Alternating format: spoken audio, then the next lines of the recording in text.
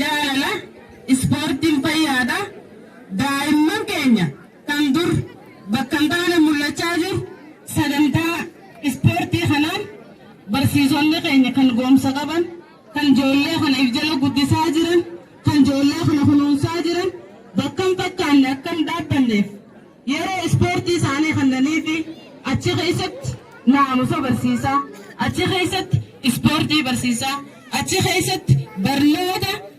ummanni keenya abbootiin keenya hin baratin achi keessa barsiisaa ol guddisanii kunuunsuu isaaniitiif barsiisota keenyallee galatoomaa ulfaadha jechuun hin barbaada.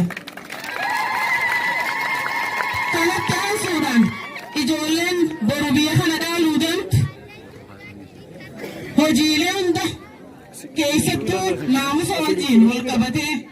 iddoon fakkaan akka hin dhaabbanne